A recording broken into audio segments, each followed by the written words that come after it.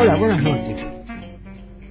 Con motivo de conmemorarse hoy el Día Mundial sin Tabaco, más de 80 organizaciones civiles y científicas que desde fines del 2009 están agrupadas en la coalición para la ratificación del Convenio Marco para el Control del Tabaco, consideran que es imprescindible que los legisladores asuman su responsabilidad de velar por la salud de toda la población y ocupen un lugar líder en la lucha contra la epidemia del tabaquismo, que es considerada la primera causa evitable de muerte. Se sabe que fumar reduce entre 8 y 10 años la vida. Por día, en nuestro país, mueren alrededor de 110 personas por trastornos relacionados con el cigarrillo. Es que el humo del tabaco contiene 4.000 sustancias tóxicas y 40 sustancias que causan cáncer.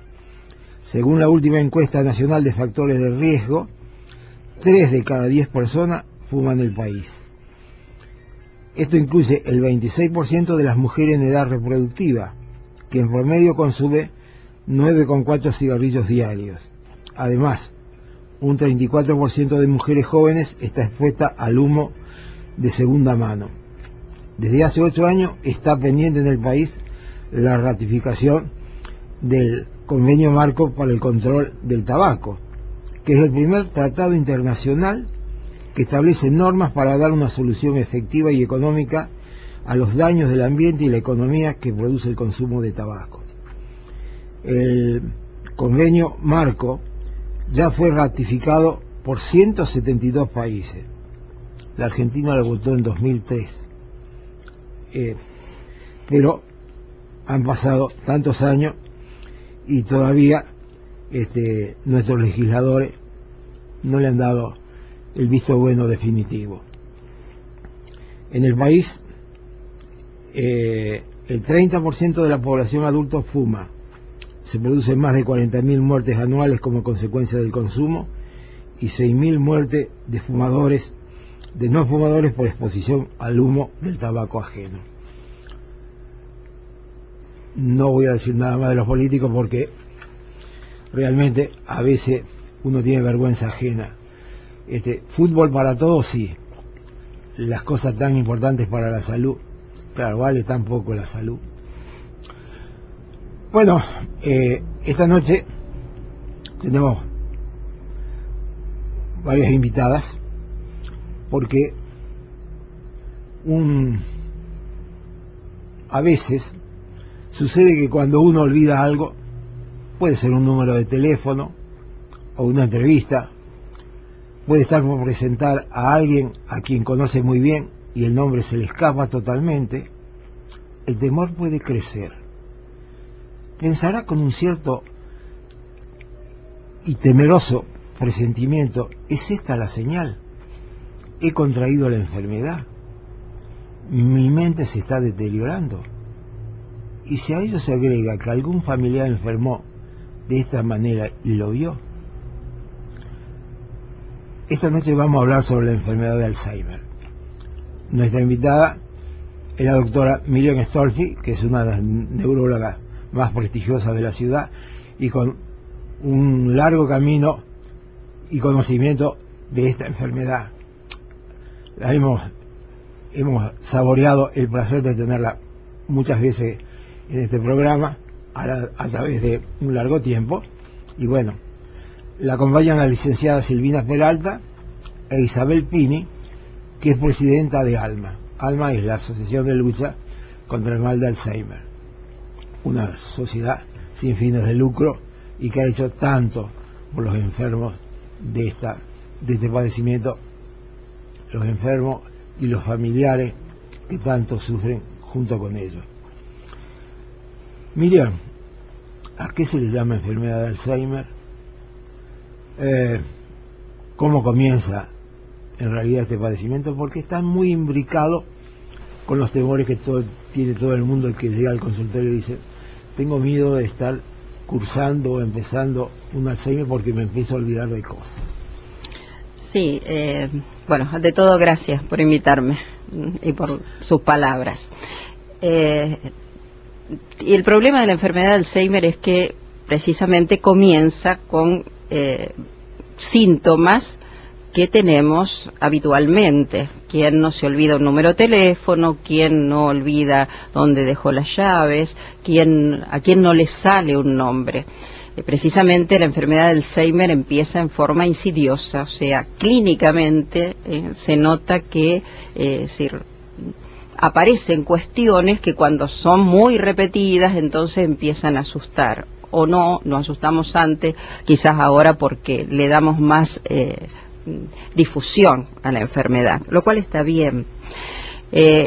Es una enfermedad orgánica, una enfermedad del cerebro, es decir, que hay una afección, hay una lesión, hay una alteración a nivel cerebral. Se conoce como demencia. La palabra demencia estuvo asociada siempre a lo psiquiátrico en el pasado, por eso hago esa salvedad de que aquí hay un problema realmente del cerebro. No es una cuestión eminentemente emocional, psicológica o de personalidad. Entendiéndose como demencia un deterioro, una pérdida de las funciones de la memoria, cualquiera de sus formas, puede ser y otras funciones cognitivas que tiene que ver con el lenguaje, el juicio, el razonamiento, el pensamiento abstracto, el cálculo. Es decir, está en todos los órdenes de los conocimientos que hemos adquirido, lo vamos perdiendo paulatinamente. Eso, es decir, para que yo tenga entendido que una persona está haciendo realmente una enfermedad, tengo que pensar que esa persona empezó a cambiar, que es distinta, o sea que hay parte de un estado previo que era mejor, digamos, y aparte que está en un estado de alerta, o sea que no está en el hospital recién operado, en un postoperatorio de una anestesia prolongada, donde ahí sí puede estar obnubilado, no conocer a la familia, no acordarse de cosas, hasta incluso quizás no saber muy bien qué hace allí, pero eso es un estado, digamos, de delirio o confusión que no tiene que ver con esto. Por eso hablamos de que tiene que estar en un estado de alerta cuando hacemos el diagnóstico. ¿A qué edad es más frecuente? ¿Y a qué edad empezaría? Porque se ha visto que hay muchos casos de gente relativamente joven. Sí, porque tenemos las dos formas, es decir, la forma presenil, que se le llama, y la forma senil. Presenil entendiendo antes de los 60 años y postsenil después. En general, las preseniles y las que se presentan en una edad más temprana son las que son genéticamente determinadas, es decir, que se heredan por un gen autosómico dominante, es decir, que si está el gen va a aparecer y que aparece en edades más tempranas a medida que van pasando las generaciones. Es decir, se puede hablar de un paciente de 30 y tantos y creo que por ahí alguien descripto de 27, pero esos son casos extremos, no quiero, es decir, a veces uno se asusta de venir a los medios porque tenemos temor precisamente de infundir temor, y no es la cuestión, es clarificar y prevenir. Entonces, esto que estoy hablando es en un 1 al 5% de los casos de todos los Alzheimer, que son muchísimos. Todos los demás en general se presentan después. Quizás esta barrera del presenil habría que ponerla antes, quizás 55 años, pero que hay mucha gente que empieza a esa edad. Pero la frecuencia aumenta mucho más a medida que avanzamos en los años. Es decir, algunas estadísticas ponen entre los 65 y 69 años hay una prevalencia, o sea, de todos los casos que hay en un determinado corte, 2%. Y después eso se duplica cada 5 años. De manera que llegamos a los 85, 89 años, donde ya tenemos un 32% de todas las personas de esa edad que pueden contraer la enfermedad, lo cual es bastante. Pero aparentemente a partir de los 90 se estabiliza ese crecimiento. Quiere decir que personas que van a llegar a los 100 y pico, como de hecho han llegado, llegan bien sin Alzheimer. No es que necesariamente, porque si fuera así, que aumenta y aumenta con la edad, bueno, si yo vivo más y bueno, va a llegar un momento que me agarre el Alzheimer. No, la enfermedad de Alzheimer es más frecuente y es una enfermedad de los años avanzados, pero no necesariamente es un envejecimiento precoz. 2 segundos y enseguida continuamos. Mira, ¿cuál es el sexo, o hay alguna prevalencia en el sexo masculino, femenino? ¿En dónde es más frecuente? Es más frecuente en la mujer. No es una diferencia muy marcada, pero sí lo es. Se pensaba que era porque la mujer vivía más, entonces la contraía más. Pero se hicieron estudios nuevos, bien controlados, y no. Realmente es ligeramente más frecuente, sacado ese factor en la mujer que en el hombre. Quizás se dice porque no tenemos después de la menopausia la protección estrogénica. ¿Y nosotros? Deberíamos enfermar mucho más al no tener una protección de ese tipo. Es real, sí, es real eso. ¿Qué es lo que se sabe actualmente con respecto a la causa, al origen? Porque se ha evolucionado mucho en la investigación. Sí, pero no se sabe realmente la causa total, digamos. Es decir, se sabe que hay una predisposición genética, hay alteraciones genéticas identificadas. Bueno, por supuesto en las hereditarias, que ya dijimos que era el menor porcentaje, totalmente. Pero en las otras, en realidad, hay muchas alteraciones polimórficas, hay algunas bien identificadas, otras no seguros, siempre tiene que estar. Pero después hay un montón de otros factores coadyuvantes. Es decir, en este momento se cambió no la clasificación, sino la forma de diagnóstico. Nosotros seguíamos en el mundo, digamos, una serie de pautas que nacieron por consenso en Estados Unidos, en sociedades dedicadas a esto. Eso fue en el año, me parece, del año 1984, me parece que fue. Ahora, hace 20 y pico de años, aparecen los nuevos, y entonces ya no se considera la enfermedad de Alzheimer como antes cuando se presenta. Ahora la enfermedad de Alzheimer tendría su parte preclínica, digamos, cuando todavía no hay síntomas, y habría forma de determinar esa enfermedad. Digo, porque todavía no sería una cosa específica. Por ejemplo, encontrar placas de amiloide. Las placas de amiloide es una sustancia que es normal, el amiloide, ¿no es cierto? Pero que la enfermedad de Alzheimer toma una forma diferente, dura, digamos, no sé, con una formación distinta, y entonces se depositan las prolongaciones de las neuronas no pueden conducir y terminan inflamación, y destrucción de la neurona, que también tiene un proceso degenerativo interno, que se llaman ovillos neurofibrilares. Bueno, eso, no los ovillos, pero la parte de placas se podría determinar ahora por el PET, que ya tenemos en nuestra ciudad. Lo que todavía no se puede hacer es precisamente las determinaciones, porque necesitan tener el material, producir el material para utilizarlo en las marcaciones, y eso todavía no lo tienen, pero lo van a tener en breve.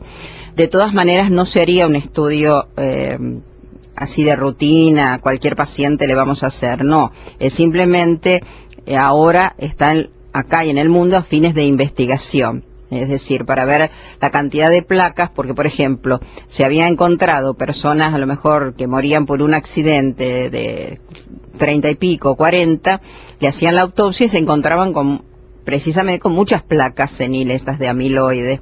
Y entonces, es decir, ahí empezaron a ver que realmente la enfermedad empezaba mucho antes de manifestar los síntomas.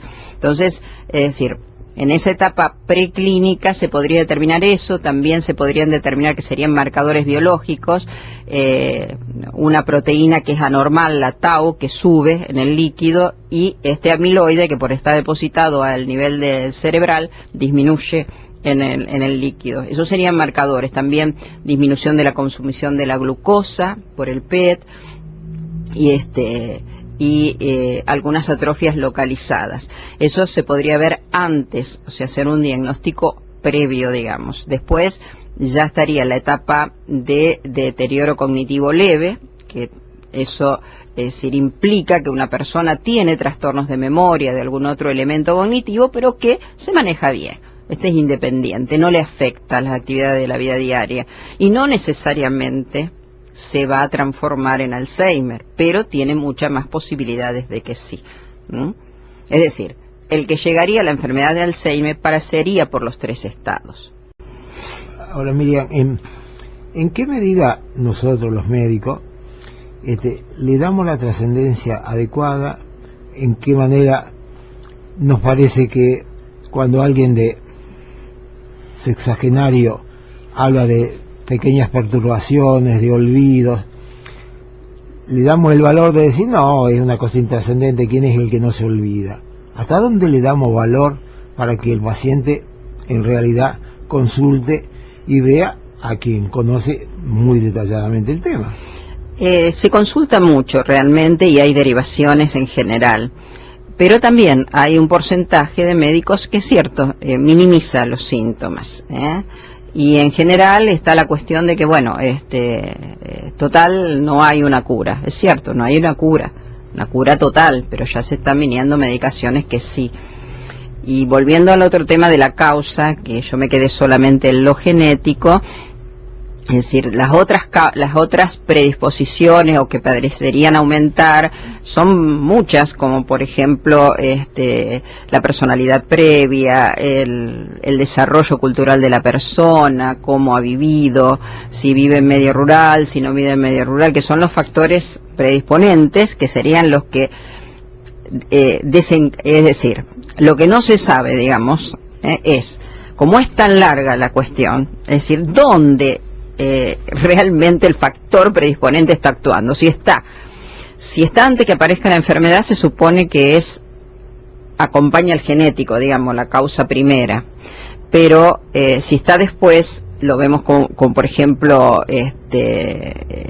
la hipertensión, la obesidad, es decir, la falta de ejercicio, podría corresponder a un factor desencadenante. ¿Qué otros factores del medio ambiente podrían estar involucrados? Porque se habla mucho también de esto, como tantas cosas que los ecologistas y los que están vinculados con la ecología hacen referencia. Es decir, yo me iría para el lado de, digamos, de los factores de protección. Lo que se ha visto, por ejemplo, siguiendo a personas durante mucho tiempo y miles de personas en cuanto a su alimentación, actividad física y personalidad, se ha visto de las personas que son más por ejemplo, el estudio de las monjas, que el estudio NAN se conoce por ahí, que lo hizo Snowden, él estudió a las monjas, ¿por qué? Porque era una comunidad que son todos iguales, digamos, todos hacen lo mismo, todos han tenido desde los 20 años, tienen sus votos, han vivido con la misma alimentación, todo igual, digamos. Entonces pidió permiso a esas monjas, las siguió, le hizo testeado durante mucho tiempo y cuando morían le hizo la autopsia. Y entonces vio que las que tenían un mayor desarrollo del lenguaje, es decir, que cuando ellas hacen los votos tienen que hacer una nota donde tienen que describir por qué lo hacen y partes de su vida. Y bueno, las que eran más ricas y se mostraban más optimistas habían hecho Alzheimer con menor grado que aquellas que no lo eran. Entonces, se habla de la reserva cognitiva, también la asocian la reserva cognitiva, que la persona que se ha educado más y tiene un mayor desarrollo del lenguaje y cognitivo, probablemente haya tenido también mejores condiciones de desarrollo en su vida, o sea, mejor alimentación o todo lo que sea hasta ese momento. Entonces, o sea, que no sería solamente lo cultural. Ahora, Miriam, pensando que ustedes las mujeres hablan mucho más que nosotros, tienen un desarrollo muy importante desde ese punto de vista, son mucho más sociables, pese a todo las castiga más a ustedes que a nosotros. Sí, aparte no nos podemos olvidar también que es decir, el ser, por ejemplo, estudiar una carrera universitaria no nos inhibe, quizás nos aparezca más tardíamente, pero es decir, la enfermedad, por eso no es un solo factor, ese es uno de ellos. El otro es la alimentación que parece ser hasta ahora la mejor, es la mediterránea, que tiene muchas vegetales, hortalizas, frutas, las olivas, las nueces también, y pescado, y menos carne, digamos. Esos son, la verdad que varios estudios y seguidos hacía mucho tiempo y realmente son llamativos los resultados. Así que eso es algo para practicar, digamos. Y la actividad física también. Bueno, ya está aquí las noticias. Alfredo Santucho.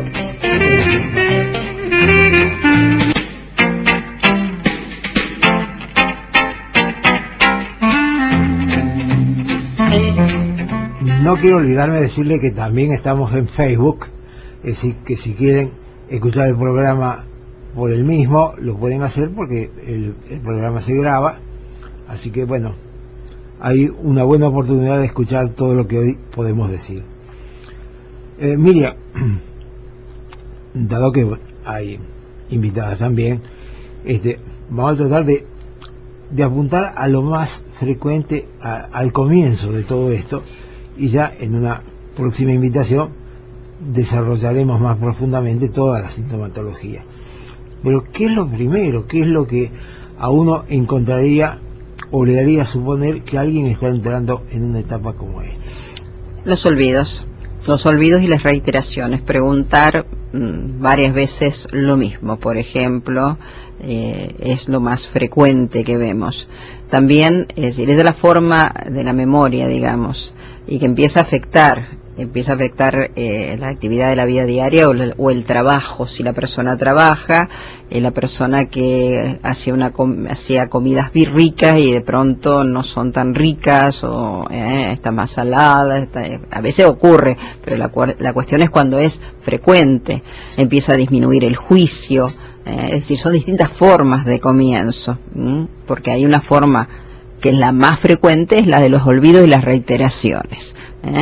O por ejemplo, la persona que sabía todos los cumpleaños y de pronto se le pasó el cumpleaños. Otras veces cuando no sale el nombre de las personas, que también eso es frecuente y ocurre con los años, pero por más que haga un esfuerzo no sale, y si lo lee, por ejemplo, entre varios, le resulta también difícil encontrarlo.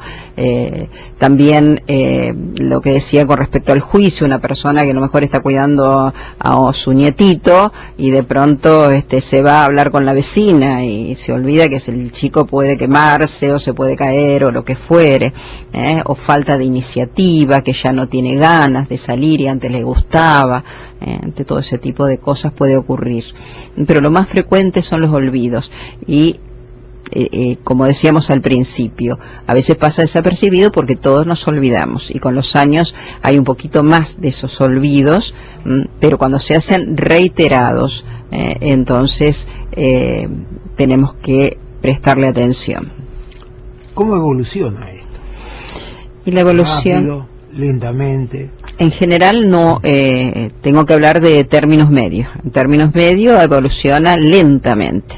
Lentamente, tiene periodos en que se estabiliza, por eso a veces es muy difícil evaluar si una medicación funciona o no, porque la misma enfermedad hace esas cosas.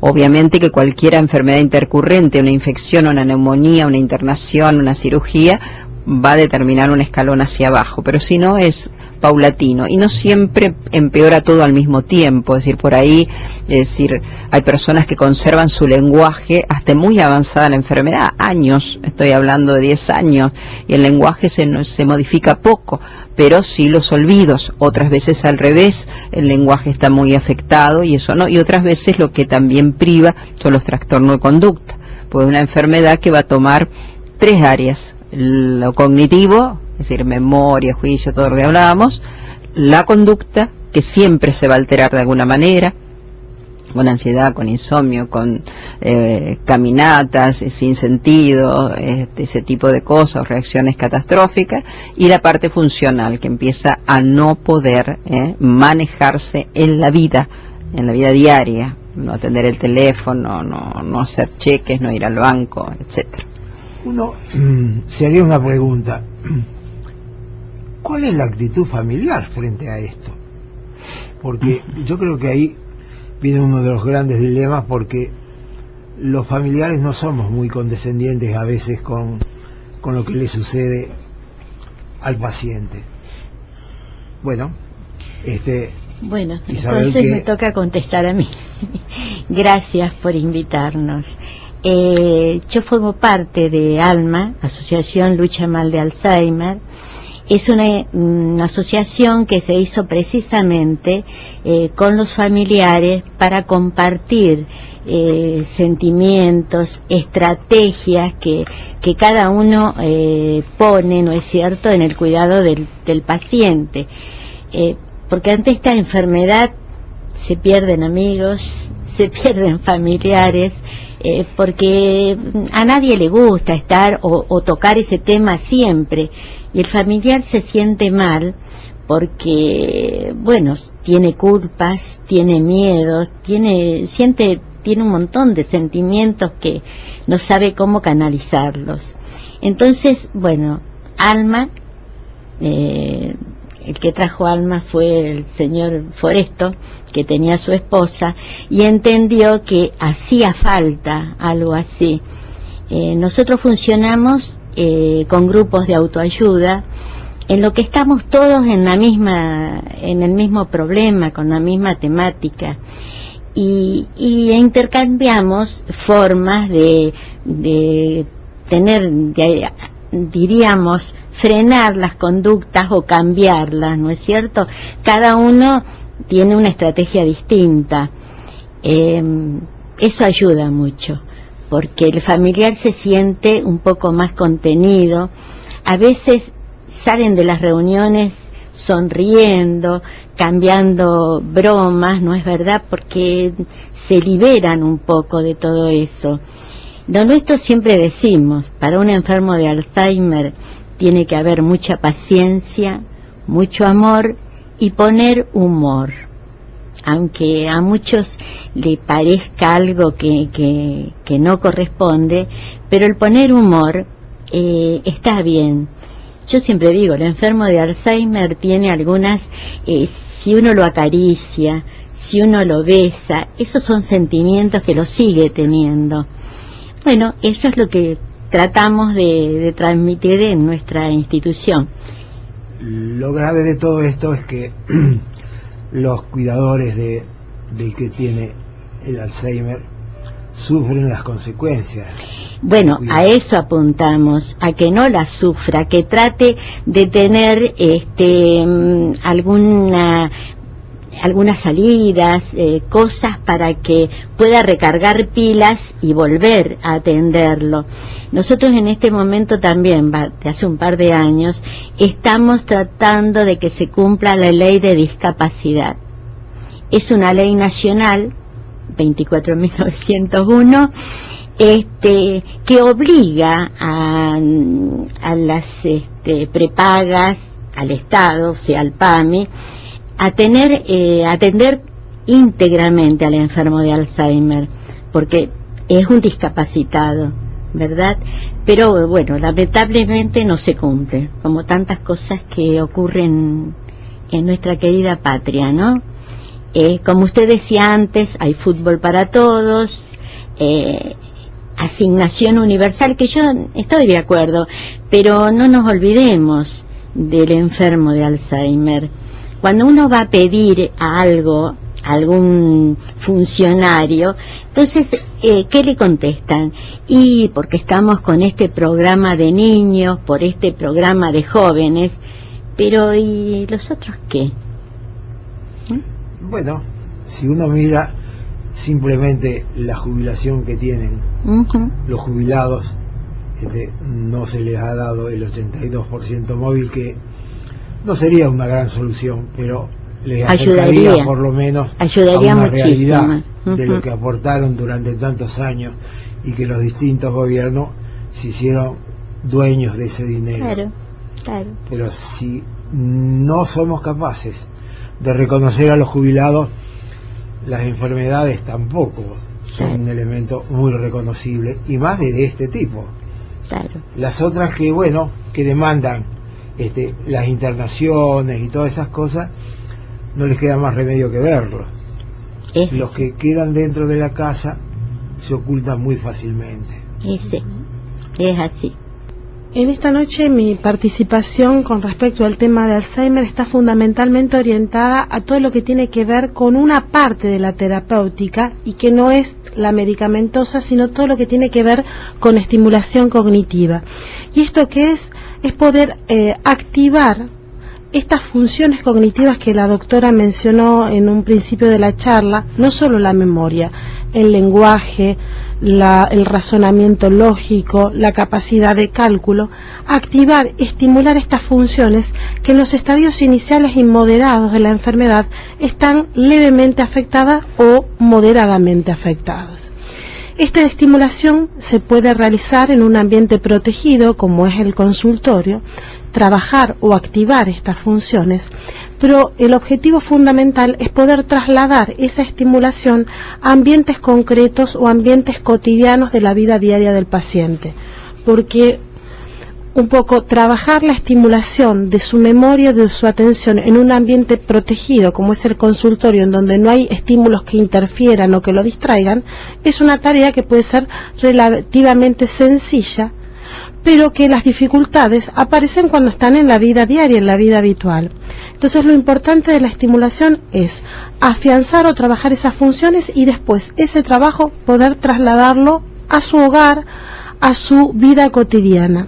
Y es allí donde también nuevamente aparece la familia como puente entre el trabajo del profesional en el ambiente protegido que es el consultorio o incluso en el domicilio, y que ese paciente pueda también continuar cotidianamente la parte de estimulación de estas funciones. Por eso la importancia del trabajo, digamos, codo a codo de el paciente, el familiar y el terapeuta, en este caso de estimulación. Y cómo puede contribuir o colaborar el familiar, teniendo en cuenta o considerando algunas pautas, por ejemplo, en la estimulación del lenguaje. Para salir un poco del tema de memoria, es normal o es habitual en los estadios iniciales que el paciente tenga la sensación de la palabra en la punta de la lengua y que no le salga. Yo en un ambiente protegido como es el consultorio puedo usar un programa de computación para trabajar eso en forma más dinámica y más divertida, puedo trabajar con elementos concretos, pero también en el hogar, el paciente, yo puedo desarrollar ejercicios para que el familiar pueda trabajar esta cuestión de la nominación, desde cuestiones tan simples como un ping-pong de palabras. Yo te digo una palabra y vos me decís otra que signifique lo mismo, o yo te digo una palabra y vos me das la definición de esa palabra, o yo te doy la definición de esa palabra y vos me decís a qué me estoy refiriendo. También es importante la comunicación del terapeuta en este sentido, por ejemplo, dar pautas con respecto a cómo es la comunicación con el paciente, que tenemos que hablar de forma clara, lentamente, con un vocabulario concreto, con pocas palabras concisas, que también tenemos que desacelerarnos, porque muchas veces nosotros venimos de la calle con nuestra dinámica habitual y pretendemos que el paciente en 2 segundos interprete toda la información que nosotros traemos o le queremos contar para mantenerlo entretenido.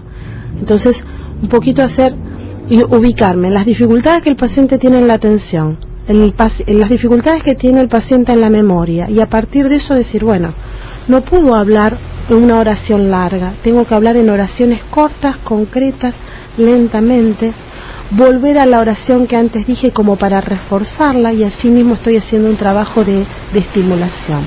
Por eso yo planteaba recién esta tríada de familiar, paciente y terapeuta, porque también hay una realidad, cada paciente es diferente. Y hay pacientes que, por ejemplo, tienen un mayor compromiso de la memoria, pero no tanto del lenguaje o de las habilidades motoras. Entonces, por ahí, con cada paciente uno va a desarrollar una estrategia de estimulación diferente. Generalmente lo que hacemos es el trabajo individual con el paciente. ¿Por qué? Porque como las dificultades son tan variables de un paciente a otro, generalmente cuando uno puede llegar a trabajar en grupo, tenemos que conformar grupos que no superen a lo mejor 2 o 3 pacientes para darle la posibilidad de intervenir de la misma manera a un paciente que a otro, y que aparte esos pacientes tengan el mismo grado de dificultad en las distintas funciones cognitivas. Está la posibilidad de trabajar individualmente y la posibilidad del trabajo grupal, pero en el caso de las demencias el trabajo en grupo de pacientes no debe superar los 3 o 4 pacientes y con un mismo nivel de deterioro y una misma calidad de deterioro en cuanto a cada una de esas funciones cognitivas. Dicho así es brillante, dicho así. Ahora uno se plantearía, ¿lo hacemos en la vida cotidiana? Es frecuente, porque una cosa es lo que decimos los profesionales y después la realidad nos marca que no siempre conseguimos las posibilidades reales. Yo lo veo concretamente que ocurre cuando se generan estas situaciones a nivel familiar en donde hay varios miembros o integrantes de la familia, o no necesariamente familiares, cuidadores abocados al apoyo o a la contención del paciente. Porque si no, cuando es solo uno el que lleva la responsabilidad del paciente, es una carga muy difícil, y en realidad ese familiar que se hizo cargo de la problemática, ese familiar único, es imposible que pueda abarcar el abanico de necesidades del paciente. Ahora, cuando en grupos familiares se dividen las tareas, es posible. También tiene mucho que ver cada tipo de familia, cada grupo familiar, cada nivel premórbido del paciente. Es decir, hay pacientes que tienen una motivación, otros pacientes que no lo son tanto, y que la motivación se lo tiene que proveer el grupo familiar. Silvina, yo te diría que si bien es cierto, en general uno ve que en toda la familia siempre hay uno que es el que se hace cargo de todo, lamentablemente. Parecería que los demás delegan, cada uno tiene obligaciones y hay ese único individuo es el que se hace cargo. Y esto es una realidad palpable desde ALMA, esta cuestión de un único familiar, y se han hecho estudios de investigación que generalmente ese único familiar es mujer. No, lógicamente, nadie mejor que una mujer para esto, no cabe duda. Y entonces ahí corren los riesgos del fenómeno del burnout, de estar quemado de tanta demanda, del estrés del familiar y de la posterior. Es muy común que el familiar que cuida o que está responsable del paciente se termine enfermando. Miriam, por lo menos, ya que el tiempo se vuela, es un tema para hablarlo largo y tendido. ¿Hay tratamientos? ¿Qué es lo nuevo que hay? ¿Qué es lo que se puede hacer? ¿Qué resultados se logran? Para que la gente se quede por lo menos con una idea de lo que estamos haciendo dentro de la medicina para ayudar. Sí, esto es muy distinto a 10 años o 20 años atrás. Es decir, antes había que aguantar y nada más. Ahora hay mucho. Empezando por las medicaciones que hay para los trastornos de conducta, que es importante, que no siempre damos medicación, hay muchas pautas para hacer, las redes sociales, porque antes daba vergüenza tener a un paciente, ahora ya no es así. Las redes de contención es ALMA por ahí. Y hay medicaciones específicas para lo cognitivo que hasta ahora en el mundo y aquí tenemos las mismas, o sea que no tenemos que decir hay que importar algo del exterior, no tenemos todo. Son medicaciones que se llaman anticolinestéricos, lo que van a hacer es aumentar la acetilcolina, que es la sustancia mediadora que se emplea en los procesos de memoria, mantenerlas más tiempo. Obviamente no han probado ser ninguno de ellos curativos en modo alguno. La enfermedad sigue. Lo que pasa que el paciente mejora en su vida diaria, es decir, mejora su memoria y enlentece el progreso, ¿no es cierto?, de la manifestación sintomática, pero por debajo la enfermedad sigue. Esa es la medicación específica. Hay algunas coadyuvantes, como la memantina, en los estadios moderados o avanzados, o la aceticolina para acompañar o proveer para que se produzca más acetilcolina, ¿no es cierto? Y otras medicaciones más que son, como digo, coadyuvantes. Lo que hay ahora, que están decir, en fase última de investigación, son basadas en lo que se llama, digamos, la vacuna, digamos, no falló, porque cuando que eso precisamente era una porción amiloidea, digamos, que mejoró en el ratón, mejoró en las poblaciones pequeñas, pero cuando lo pasaron a poblaciones grandes se vio que producía encefalitis. Bueno, ahora se va a la inmunización, eso sería la inmunización activa. La inmunización pasiva, con 2 medicamentos fundamentalmente. Hay muchos, hay como 70 estudios en distintos grados, fase 1, fase 2, fase 3. Estos últimos estarían en la fase última, que son 2 inmunizaciones pasivas, un anticuerpo monoclonal, que ese sería el que si aprobara esta última fase lo tendríamos quizás para el 2012, 2014, con optimismo 2012. Y la otra es una gamma globulina, gamma-GAR, que se está probando también en una última fase, todo apostando a que se ve, es decir, en los primeros estudios, que se reduciría este amiloide, que sería la principal patología que vemos en el cerebro. La hora se voló. Yo me quedo con tantas sensaciones de preguntarte tantas cosas. Las vamos a volver a invitar porque creo que da para muchas cosas más. La gente tiene necesidad de saber, de conocer, de recibir muy buena información. Y bueno, creo que esta noche hemos logrado en parte todo esto que esperábamos. Les agradezco enormemente la gentileza de habernos acompañado. Al contrario, gracias. Buenas noches. Buenas noches, y sigue siendo un programa adictivo, una buena adicción. Buenas noches.